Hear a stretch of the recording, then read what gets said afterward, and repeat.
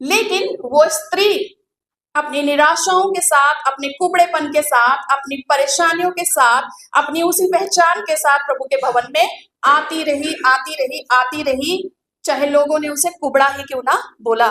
लेकिन वो जब उस भवन में उपस्थित थी तो प्रभु ने उसको चंगा किया और उसकी पहचान को बदलकर उसको क्या नाम दिया? क्या नाम दिया? नहीं, उसको एक नाम दिया। पहले वो कुबड़ी थी, अब वो किसकी बेटी हो गई है? इब्राहिम की बेटी हो गई है। और परमेश्वर ने उसको उसके कुबड़ेपन से निकाला और इब्राहिम के संतान कहकर उसको पुकारा। और आज प्रभु यीशु मसीह मुझे और आपको भी अपनी संतान कहकर बुलाता है। और मेरा सवाल आज आपसे है, आप उस पर विचार करें। आज कोई हमारे बीच में ऐसा है जो सच में भीतर से बहुत झुका हुआ है? और यदि है तो आज का वचन आपके लिए है। शैतान जो है वो क्या करता है? अपनी सबसे पहली चाल चलता है और उसकी चाल ये है कि वो आपको पहले झुका देगा ताकि आप नीचे और नीचे और नीचे देखते रहें। आप उद्धार को ना देखें, आप प्रभु को ना देखें, अपनी नजरों को ऊपर ना उठाएं, आप स्वर्ग की ओर ना देखें। और जब आप झुके रहेंगे झुके रहेंगे झुके रहेंगे, उसकी योजना पूरी होती है। तो शैतान की सबसे पहली चाल है वो आपके सर को नीचे झुका देता है। तो इसलिए आज सर झुका के कोई नहीं बैठेगा और सब आज ऊपर देखेंगे। Praise the Lord. क्योंकि हम कई बार अपने परेशानियों में, दुखों में जब होते हैं तो सबसे पहले हमारा क्या झुक जाता है? सर ही झुकता है। जब हम निराश होते हैं तो हम कैसे बैठ जाते हैं? हम ऐसे करके बैठते हैं। जब हम रोते हैं, जब हमारे आंखों में आंसू आते हैं तो हम अपने आप को छुपा लेते हैं। मैं इसलिए बता रही हूँ कि मैं भी ऐसे ही करती हूँ। जब मैं दुखी होती हूँ मैं अपने आप को, अपने सर को झुका लेती हूँ। लेकिन आज परमेश्वर का वचन मुझसे भी बात कर रहा है और मुझसे कह रहा है सर को झुकाना नहीं, अपने सर को ऊपर उठाओ स्वर्ग की ओर, क्योंकि प्रभु आज आपके आंसू पोंछने के लिए तैयार है। और शैतान की उस पहली चाल को आपको कामयाब नहीं होने देना है कि हम अपने सर को झुकाएं, क्योंकि प्रभु ने हमें झुकने की आत्मा नहीं दी है, प्रभु ने हमें ऊंचा खड़ा होने की आत्मा दी है। प्रभु आज हमसे बोलना और बातचीत करना चाहता है, पर अगर हम अपने सर को ही झुकाए रहेंगे, प्रभु को हम देखेंगे कैसे? उसके जलाल को हम कैसे देख पाएंगे? उसकी महिमा को हमारे जीवन में होता हुआ कैसे देख पाएंगे अगर हमने अपने सरों को झुका लिया है? तो हम शैतान की इस चाल को कामयाब होने देंगे आज? नहीं। यहाँ सबसे पहले हम देखेंगे कि ये जो खंड है ये एक भविष्यवाणी को पूरा कर रहा है। और ये भविष्यवाणी कौन सी है? यशाया उसका 61 अध्याय हम देखेंगे और उसका 1 और 2 पद हम पढ़ेंगे। ये खंड एक भविष्यवाणी को पूरा कर रहा है और ये भविष्यवाणी हमें यशाया की पुस्तक में मिलेगी। यशाया उसका 61 अध्याय और उसका 1 और 2 पद। कोई तेज आवाज में पढ़ दे। यहोवा का आत्मा मुझ पर है, क्योंकि यहोवा ने सुसमाचार सुनाने के लिए मेरा अभिषेक किया और मुझे इसलिए भेजा है कि खेदित मन के लोगों को शांति दूं, कि बंदियों के लिए स्वतंत्रता का और कैदियों के लिए छुटकारे का प्रचार करूं। कौन प्रचार कर रहा है यहाँ पर? खेदित मन को, छुटकारे के प्रचार को कौन लेकर आया है? यहाँ कौन खड़ा हुआ है सिनेगॉग में? यहाँ प्रभु के भवन में कौन खड़ा हुआ है? प्रभु यीशु मसीह। ये जो भविष्यवाणी यशाया ने 61 अध्याय में की थी, ये भविष्यवाणी को प्रभु यहाँ पर पूरा कर रहा है। वो छुटकारा देने आया था और वो छुटकारा क्या था? जो दबे हुए हैं, जो झुके हुए हैं, उनको वो क्या करे? वो सीधा खड़ा करे, उनको चंगाई दे। और यहाँ पर लूका और उसका 13 अध्याय और उसके 10 और 17 पद को जो हम अभी पढ़ रहे हैं, ये उसी का उदाहरण है। किसका? यशाया 61 1 2 का उदाहरण, लूका 13 10 और 17, जिसमें अभी हम हैं। यहाँ जो झुकी हुई स्त्री है वो बंधी हुई है। वो किससे बंधी हुई है? किससे बंधी हुई है? कुबड़ेपन से बंधी हुई है। शैतान ने उसको बांध रखा है ताकि वो बंधी रहे और नीचे और नीचे और नीचे ही देखती रहे। लेकिन यीशु आज उसको क्या करने के लिए आया है? आज उसे आजाद करने के लिए आया है। वो उस भविष्यवाणी को पूरा करने के लिए आया है जो यशाया ने उसके आने से पहले कर दी थी, कि वो किसको मुक्त करेगा? जो बंधे हुए हैं, बंधे हुओं को आजाद करने के लिए। बंधन तोड़ा गया और स्वतंत्रता घोषित की गई।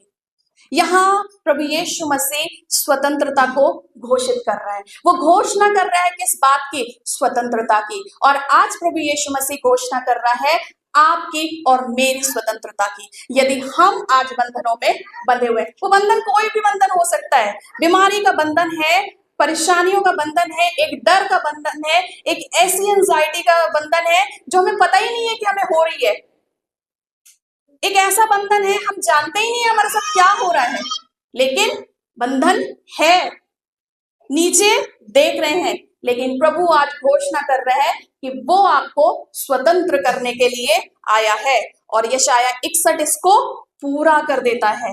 इस भविष्यवाणी को यशाया 61 कह रहा है कि प्रभु आज मेरे और आपकी स्वतंत्रता को भी घोषित कर रहा है। फिर यहाँ पर जो दूसरा जो पॉइंट है वो ये है कि एक दुर्बल करने की आत्मा है। पद 11 में लिखा हुआ है कि वहां एक स्त्री थी जिसे 18 वर्ष से दुर्बल करने की दुष्ट आत्मा थी, है ना। आज बहुत सारे ऐसे लोग हैं जिनको दुष्ट क्या कर रहे हैं? दुर्बल कर रहा है। हम दुर्बल और दुर्बल हुए जा रहे हैं, हम कमजोर हुए जा रहे हैं। और जो दुर्बलता की आत्मा से बंधी हुई वो स्त्री यहाँ पर बैठी हुई है। कितने सालों से बैठी है? 18 सालों से बंधी हुई है। और ये जो 18 जो वर्ष है ना, ये एक और भविष्यवाणी की तरफ, एक और इंसिडेंट की तरफ इशारा करते हैं। और वो है जो इस्राएल है वो न्यायों में 18 वर्ष से जो है वो बंधुआई में था। और यहाँ पे ये जो 3 स्तर हैं दुर्बलता के, एक तो शारीरिक दुर्बलता है ना। दूसरी एक मानसिक दुर्बलता हो गई है उस स्त्री की। शरीर से तो वो दुर्बल है, मानसिक दुर्बलता कैसी है? 18 सालों से उसने अपने आप को क्या कर लिया है? अपने दिमाग में बिठा लिया कि मैं तो कुबड़ी हूं, अब मेरा कुछ भी नहीं हो सकता है। हम में से बहुत सारे ऐसे लोग हैं जो ये सोचते हैं हमें तो जीना ही इसी के साथ है।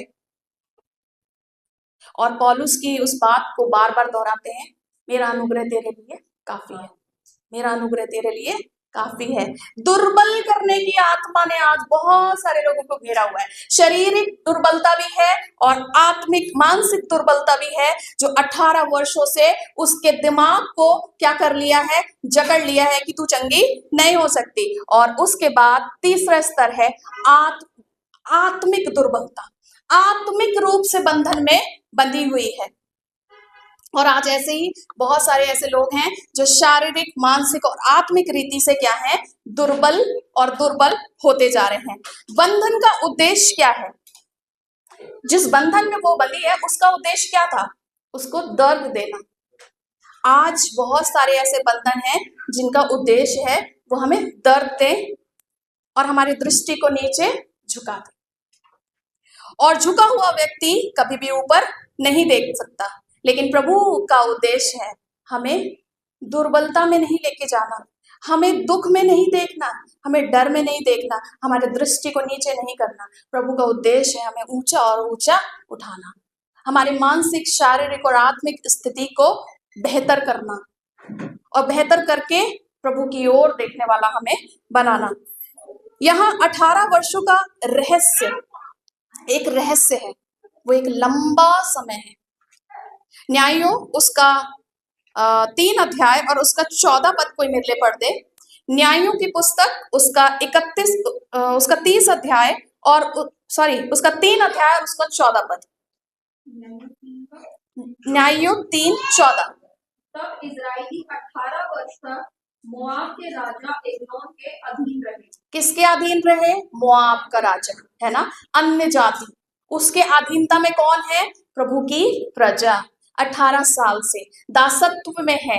ये स्त्री भी 18 साल से बंधन में है, हम भी 18 सालों से बंधन में है। न जाने कौन कौन से बंधनों ने हमको बांध रखा है। आज वो बंधन खोलने का समय आ गया है। ये स्त्री जो है इस्राएल की आत्मिक दशा, आत्मिक स्थिति को भी दिखाती है, उसका प्रतीक है। और ये उसकी तरफ इशारा करती है कि इस्राएल एक झुके हुए राष्ट्र की तरह था। ये संसार झुका हुआ था, लेकिन प्रभु के बलिदान ने हमें ऊपर देखना सिखा दिया। यीशु मसीह ने देखा और उसको बुलाया। वो स्त्री आई होगी उस दिन, हर दिन की तरह जैसे वो रोज आती थी, आके चुपचाप एक कोने में हो सकता है बैठ गई होगी। शायद उसे बोला होगा कि सामने की कुर्सी में नहीं बैठना, जाओ पीछे जाके बैठो। वो चुपचाप से आती होगी, पीछे बैठ जाती होगी, और फिर खत्म होता होगा चर्च। तो वो तो जानती ही नहीं थी, वो तो झुकी हुई थी, उसे क्या पता कि कौन क्या है। वो हो सकता है नामों से जानती होगी, लेकिन हो सकता है उसके मन में ये डर, ये घबराहट हो, अरे मुझे लोग चिढ़ाएंगे। हो सकता है बच्चे उसको कुबड़ी बोलकर चिढ़ाते होंगे, हो सकता है बहुत सारी चीजें, इसलिए वो कोने में आके बैठी होगी। ये मेरा सोचना है, ये मेरा मानना है, क्योंकि एक झुका हुआ व्यक्ति, एक लाचार व्यक्ति कभी भी सामने आकर नहीं बैठेगा। वो चुपचाप पीछे आएगा और पीछे से पीछे चला जाएगा। उसकी दशा को शायद किसी ने नहीं देखा होगा उस दिन, लेकिन उसकी दशा को एक ने देख लिया, और वो था मेरा और आपका प्रभु। और उसने उसे देखा और उसे बुलाया, और या वहां से ही बोल दिया तो ठीक हो गई, उसको बुलाया। जब प्रभु आपको और मुझे देखता है तो वो हमें बुलाता है, और बुलाकर कहता है कि तू क्या हो गई, अब चंगी हो गई। वो स्त्री चुप थी। वो हो सकता है वो प्रार्थना करती होगी, वो हो सकता है घुटने भी टेकती होगी, वो हो सकता है बहुत उपवास भी करती होगी, वो सब सारे काम करती होगी, लेकिन अब वो थक गई है, क्योंकि वो अपनी उस दशा में बंधी हुई थी। कोई छुड़ाने वाला नहीं था। हम भी बंधे हुए थे, कोई छुड़ाने वाला नहीं था। लेकिन मेरे प्रभु की नजर जब मुझ पे पड़ी तो उसने मुझे छुड़ा लिया। मैं चुपचाप हो गई, वो स्त्री चुपचाप हो गई। आज आप भी चुप हो गए, आज आपने भी बोलना छोड़ दिया। लेकिन एक बात आप हमेशा याद रखें, चाहे आप चुप हो जाएं, लेकिन प्रभु आपको सुनता है। Praise the Lord. प्रभु आपकी चुपचाप प्रार्थनाओं को भी सुनता है और कान लगाता है और आपको बुलाता है, आपका नाम लेकर बुलाता है। मछलियां गिनी हुई थी, है ना, कल मछलियां गिनी थी, आत्माएं गिनी हुई हैं, आप गिने हुए हैं। आपका नाम प्रभु जानता है और आपको नाम लेकर बुलाता है। और पहले वो स्त्री चुप थी, पर अनुग्रह ने पहल करी। स्त्री ने पहल नहीं करी, प्रभु ने पहल करी। वो अनुग्रह जो प्रभु आज हमारे लिए भी करने को तैयार है, उस अनुग्रह ने पहल करी। और यीशु ने यहाँ घोषणा की। घोषणा क्या की है, पद 12 को पढ़ेंगे, वहां लिखा है, यीशु ने उसे देखकर बुलाया और कहा, हे नारी, तू अपनी दुर्बलता से छूट गई। बस छूट गई, यही घोषणा है, यही डिक्लेरेशन है, तुम छूट गए हो। आज प्रभु घोषणा करना चाहता है कि तुम छूट गए हो। क्या आप छूट गए? क्या आप आजाद हैं? आज घोषणा कीजिए, मैं आजाद हूं, मैं आजाद हूं हर एक उस बात से जो मुझे बंधन में बांधती है। तो प्रभु ने घोषणा की, पहले घोषणा की है, बाद में स्पर्श किया है, लेकिन आज पहले छूते हैं, घोषणा बाद में होती है। लेकिन प्रभु आज हमें वचन से सिखाना चाहता है कि प्रभु पहले घोषणा करता है, पहले प्रभु वचन देता है, फिर स्पर्श करता है। Praise the Lord. प्रभु आपको बुलाता है नाम लेकर, फिर आपके लिए घोषणा करता है, और फिर आपको छूता है और आपको पवित्र आत्मा से भर देता है। और परमेश्वर आपको पहले वचन देगा, उसके बाद आपको अनुभव देगा। ये वचन आज मैं आपके साथ इसलिए शेयर कर रही हूं क्योंकि कल जो वचन मैंने अभी बताया कि उस वचन ने पहले मुझसे बात की, और जब उसने मुझसे बात की, उसने मुझे, जब मैंने वचन को बोला, जब मैंने वचन की घोषणा की, प्रभु ने मुझे छुआ और मुझे चंगा किया। उससे पहले मैं बीमार थी, उससे पहले मुझे सुबह मेरी तबीयत बहुत खराब थी। मैं शायद मेरे को कल आने की स्थिति में भी मैं नहीं थी, लेकिन उस वचन के द्वारा प्रभु ने घोषणा करवाई और प्रभु ने मुझे घोषणा, जब मैंने प्रभु की घोषणा की, प्रभु ने मुझे स्पर्श किया, प्रभु ने मुझे चंगा किया और आज खड़ा किया कि मेरे वचन की घोषणा के लिए तैयार हो जाओ। तो मैं परमेश्वर का धन्यवाद करती हूँ कि परमेश्वर पहले अपना वचन देता है और उसके बाद वो हमें स्पर्श करता है, फिर वो हमें अनुभव देता है ताकि हम लोगों के साथ बांटें। वो स्त्री क्या जब चंगी हो गई होगी तो क्या वो शांत हुई होगी? वचन में सारी बातें नहीं है, क्या वो शांत हुई होगी? जब वो खड़ी हुई तो क्या लोगों ने उसे देखा नहीं होगा? जब वो वहां से निकली होगी तो लोग, आसपास के लोग होंगे, वो देखते होंगे ये तो कुबड़ी, अरे ये तो कुबड़ी है, अब ये सीधी हो गई, अरे ये तो झुकी हुई आई थी, अब तो ये सीधा जा रहा है। हम झुके हुए आते हैं पर प्रभु हमें सीधा कर देता है, बंधनों में आते हैं प्रभु हमें आजाद कर देता है।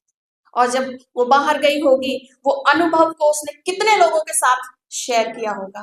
क्या हम आज अपने अनुभव को लोगों के साथ शेयर करते हैं? और अगर नहीं करते हैं तो आज का वचन हमसे सीधे और सीधे कहना चाहता है कि जाओ मेरे नाम की क्या करो? घोषणा करो, मेरे नाम की मनादी करो, मेरे नाम का प्रचार करो। क्या हम प्रचार कर रहे हैं? प्रचार करने का मतलब ये नहीं है कि आप पुलपिट पे खड़े हो जाएं और बोलने लगे, बस यही प्रचार है। प्रचार आपके जीवन, आपका खुद का जीवन है, आपके अनुभव है। इसलिए परमेश्वर का वचन आपको आज सिखाना चाहता है कि जब गवाही देने के लिए खड़ा किया जाए, अपने अनुभव बताएं। यहाँ पर आके आपका अनुभव पता नहीं किसकी जिंदगी को बदल देगा। उस स्त्री ने न जाने कितने लोगों को के जीवन को बदला होगा।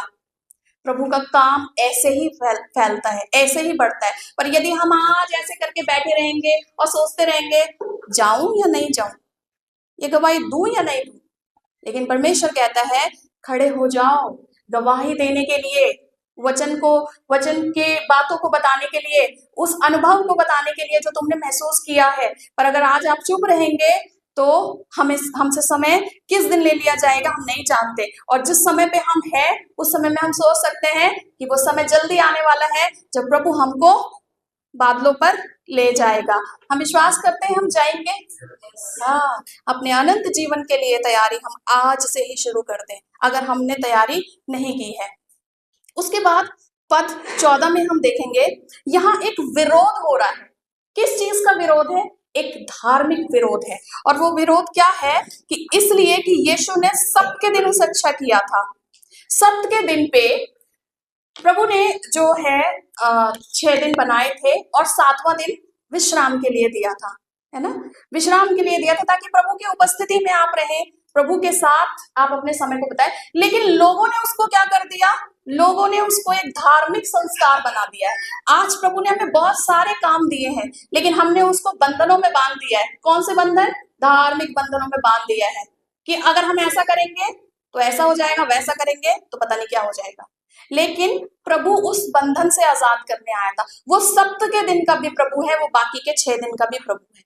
और प्रभु यीशु मसीह जो है वो धार्मिक, यहाँ पे हमें वचन बताता है कि धार्मिक विरोध के अगेंस्ट व्यवस्था और दया।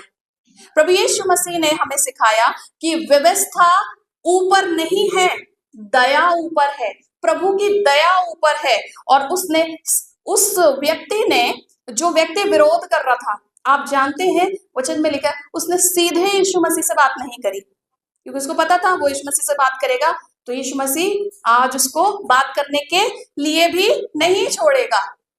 तो उस व्यक्ति ने क्या किया? उसने भीड़ से बात करी। आज ऐसे लोग हमारे बीच में पाए जाते हैं जो सीधे आपसे बात नहीं करेंगे। यदि आप प्रभु के लिए काम करेंगे, वो क्या करेंगे? वो भीड़ के पास जाते हैं। वो भीड़ को क्या करते हैं? उसने ऐसा किया, आपने ऐसा किया, आपने ऐसा किया। ऐसे लोग हमारे बीच में पाए जाते हैं जो क्या करते हैं? विरोध करते हैं। कैसे? भीड़ में जाकर। और उसने इस चीज का विरोध क्यों किया? वो धार्मिक व्यक्ति जो था उसने क्यों किया? क्योंकि उसे अपने नेतृत्व यानी अपने लीडरशिप का डर था कि यदि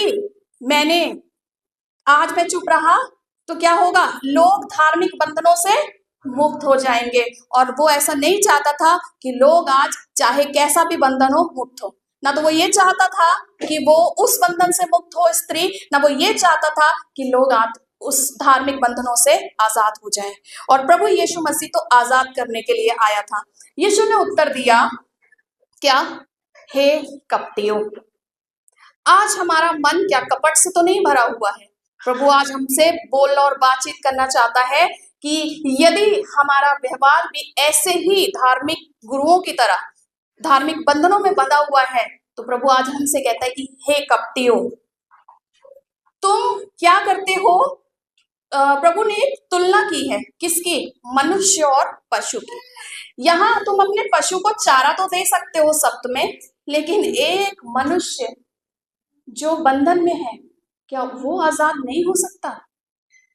तो प्रभु आज यहाँ हमें सिखाना चाहता है कि धर्म के बंधन जो हैं वो मनुष्य से बड़े नहीं हैं। परमेश्वर की दया बड़ी है, बंधन बड़े नहीं हैं। और प्रभु ने उस बंधन को खोल दिया, और ये जो बंधन है वो प्रभु के राज्य के लिए खोल दिया गया। उस स्त्री को आजाद कर दिया परमेश्वर के राज्य में शामिल होने के लिए। और धर्म जो है वो, जो हम धार्मिक बंधनों में बंधे रहते हैं, वो बंधन बनाए रखता है, लेकिन प्रभु यीशु मसीह उन बंधनों को खोलता है और अपने राज्य में हमें शामिल करता है। धर्म बांधता है पर मसीह खोलता है। क्या आज हम अपने बंधनों में बंधे रहना चाहते हैं, या हम आजाद होना चाहते हैं? या हम मसीह के हाथों में अपना हाथ देना चाहते हैं, या फिर आज कपटियों के तरह हमारा जीवन हम जीना चाहते हैं? ये फैसला आज आपका और मेरा है कि हम क्या चाहते हैं। उसके बाद प्रभु ने उस स्त्री की पहचान को बदल दिया, जैसे कि मैंने आपको पहले बताया। पद 16 में उसको एक पहचान दी गई है, और वो पहचान क्या है? कि क्या उचित ना था ये स्त्री जो अब्राहम की बेटी है? हम परमेश्वर के प्रभु यीशु मसीह की संतान है, हम अब्राहम की संतान है। प्रभु ने हमको मोल लिया है अपना लहू बहा के। और हम आज भी सोचते हैं कि अरे हम तो दबे कुचले हैं। नहीं, आप परमेश्वर के बेटे और बेटियां हैं, क्योंकि प्रभु ने आपको खरीदने के लिए, आपके लिए अपनी जान को दे दिया, अपना कीमती लहू बहाया, ताकि मेरी और आपकी पहचान क्या हो? बदल जाए। मेरी और आपकी पहचान कुबड़ी स्त्री की तरह ना रहे, मेरी और आपकी पहचान अब्राहम के बच्चों की तरह हो जाए। तो क्या हम अपनी उसी पहचान में रहना चाहते हैं, या फिर हम अपनी पहचान को आज बदलना चाहते हैं? यीशु ने केवल उसको चंगा ही नहीं किया था, बल्कि उसके पहचान को बदल दिया था। वो झुकी थी, लेकिन अब वो झुकी नहीं है। वो किसकी बेटी है? वाचा की बेटी है। एक वाचा जो प्रभु ने हमारे साथ बांधी है, उस वाचा की वो बेटी है। और आज हम भी किसकी संतान है? प्रभु यीशु मसीह की संतान है। हम वाचा की संतान है, जो प्रतिज्ञा प्रभु ने हमसे की है, हम उसकी संतान है। और यहाँ पर जब सब कुछ हो गया, तो यहाँ दो प्रतिक्रियाएं हो रही हैं। क्या है दो प्रतिक्रियाएं? पद 17 में क्या लिखा हुआ है? जब उसने ये बातें कही तो उसके सब विरोधी लज्जित हो गए। सबसे पहली कौन सी प्रतिक्रिया है? विरोध की। और दूसरी प्रतिक्रिया क्या है? और सारी भीड़ उस महिमा के कामों से जो वो करता था आनंदित हुए। भीड़ में दो तरह के लोग पाए जाते हैं, एक तो वो जो विरोध करते हैं, और दूसरे वो जो प्रभु के काम में आनंदित होते हैं। हमें आज डिसाइड करना है, हम विरोधी तो नहीं है कहीं हमने अपने आप को विरोधियों के ग्रुप में तो शामिल नहीं कर दिया है, या हम प्रभु की महिमा के लिए आनंदित होते हैं? जो विरोधी होते हैं, आप एक बात याद रखिएगा, हमेशा लज्जित होता है, लेकिन जो भीड़ होती है, यानी जो प्रभु के लोग होते हैं, वो हमेशा आनंदित रहते हैं। Praise the Lord. तो आज हम आनंद को चुनेंगे या लज्जा को चुनेंगे, ये फैसला तो हमारा है ना। प्रभु ने हमको आज अवसर दिया है चुनने का। आज चुन लो, तुम किसको चुनना चाहते हो, विरोध को या फिर प्रभु की महिमा को। यदि हम विरोध में शामिल होंगे तो हम हमेशा हमेशा लज्जित होते रहेंगे, क्योंकि प्रभु का वचन जब हमसे बातचीत करेगा तो हम लज्जित होंगे। लेकिन जब हम प्रभु के आनंद में शामिल होंगे तो हमेशा हम आनंदित ही रहेंगे, चाहे परिस्थितियां कैसी भी क्यों ना हो। जब परमेश्वर कार्य करता है ना, कुछ तो खुश होते हैं और कुछ उदास होते हैं, लेकिन हम प्रार्थना करें कि हम अपने आप को खुश होने वालों की भीड़ में रखें, हम अपने आप को सदैव आनंदित होने वाले लोगों के बीच में रखें, ना कि कुड़कुड़ाने वाले। चुनाव मेरा और आपका है, हम क्या चुनते हैं। आज परमेश्वर आपसे एक प्रश्न करना चाहता है कि आप कौन हैं। आपको सोचना है आप कौन हैं। क्या आप झुकी हुई स्त्री हैं, या आप धार्मिक प्रधान हैं, या आप दर्शक हैं। यहाँ 3 तरह के लोग हैं, जैसे मैंने अभी आपको पहले बताया। इस भीड़ में 3 तरह के लोग थे। एक तो झुकी हुई स्त्री थी, और एक धार्मिक प्रधान था जो गुरु था, और तीसरा वहां पे तीसरे दर्शक थे। हम किस कैटेगरी में हैं, हम क्या हैं, आज हमें अपने आप को जांचना और परखना है। यीशु मसीह आज भी देख रहे हैं, वो तीनों लोग वहां पर उपस्थित थे। कहां पर, कहां है प्रभु यीशु मसीह? भवन में। भवन में 3 तरह के लोग पाए जाते हैं, और ये तीनों जो अभी मैंने वचन में आपको पढ़ के बताया। कुबड़ी स्त्रियां भी हैं। अब स्त्री का मतलब ये नहीं है कि पुरुष नहीं है, कुबड़ापन किसी को भी हो सकता है। वो झुकाने वाली आत्मा, वो बंधन की आत्मा, वो डराने की आत्मा किसी की भी हो सकती है, चाहे वो पुरुष हो चाहे स्त्री। सोचना आज हमें है कि क्या हम उस कुबड़ी स्त्री की तरह हैं, या फिर हम धार्मिक गुरु की तरह। नहीं, ऐसा नहीं होना चाहिए।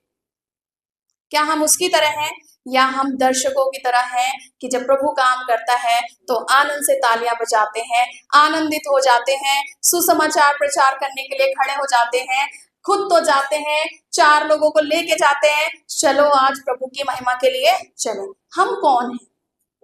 आज प्रभु आपको खड़ा होके क्या कर रहे हैं, देख रहे हैं, और वो प्रभु आज भी आपको बुला रहा है, और वो आपसे पूछ रहे हैं क्या आप छूट गए हैं। आज प्रभु आपसे पूछ रहे हैं, आप छूट गए हैं? हाँ, हम आजाद हैं, हम छूट गए हैं, क्योंकि प्रभु मुझे बुला रहा है।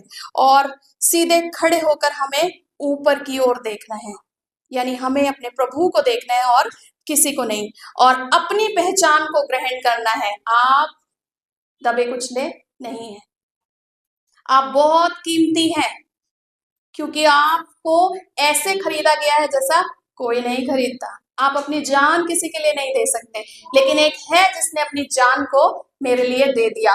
वो मुझसे इतना प्यार करता है, इतना प्यार करता है कि वो अनंत का अनंत परमेश्वर जो समाता ही नहीं है, जिसके पैरों की चौकी पृथ्वी है, जिसका सिंहासन स्वर्ग है, वो ऐसा प्रभु न स्वर्ग में समाये न पृथ्वी में। वो ऐसा परमेश्वर जो इतनी सी कोख में आके समा गया, अनंत परमेश्वर। और वही परमेश्वर मेरे और आपके लिए उसने जीवन लिया, और वो मेरे और आपके स्वरूप में आ गया। उसने संसार में आकर मेरे और आपके लिए जान को दे दिया। तो इतना प्यार तो कोई नहीं कर सकता, ये प्यार तो मेरा परमेश्वर ही मुझसे कर सकता है, और हम उसके बेटे और बेटियां हैं, और हमारी पहचान ये है कि हम प्रभु के हैं।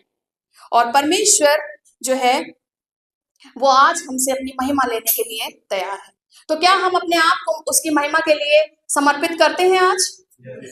तो अगर हम अपने आप को आज महिमा के लिए समर्पित करते हैं, तो आने वाले संडे कुर्सियां खाली नहीं होंगी, क्योंकि हम तो आएंगे, हम औरों को भी लाएंगे। आज हम कुबड़ी स्त्री बन के यहाँ से नहीं निकलेंगे, आज हम सीधे खड़े होकर जाएंगे, और हमें 4 लोग और देखेंगे और कहेंगे ये तो झुका हुआ था, ये तो बंधनों में था, ये तो आजाद हो गया, ऐसा क्या इसको मिल गया। मेरा प्रभु यहाँ था, मेरा प्रभु मुझे देख रहा था, उसने मुझे आज नाम लेकर बुलाया और मुझे आजाद कर दिया है, और मुझे आजाद भेजा है। आज मैं आजाद हूं।